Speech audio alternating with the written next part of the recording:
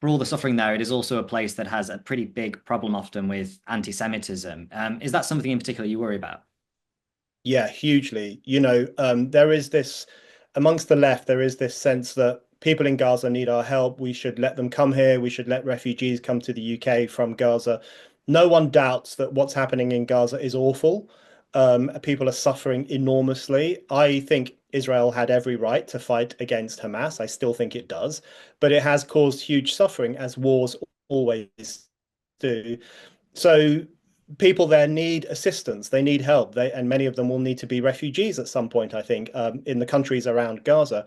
But I do think we have to get real here in Britain about who we allow into the country. And the truth of the matter is that Gaza has had a violently anti-Semitic government for almost 20 years, i.e., Hamas, the Hamas ministry, Hamas militants.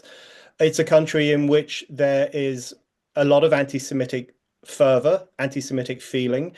We know from numerous reports that in some schools in Gaza, including UNRWA-run schools, there are lessons in anti-Semitism. There are lessons in which kids are taught to hate Israel and even to hate Jews.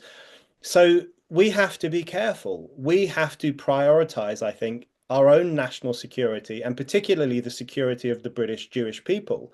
We have a lot of Jews in this country. They have a long history here. They have every right to live in safety and dignity.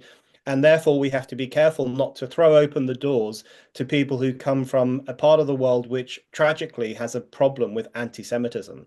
So I do think we have to be on our watch when it comes to refugees from Gaza.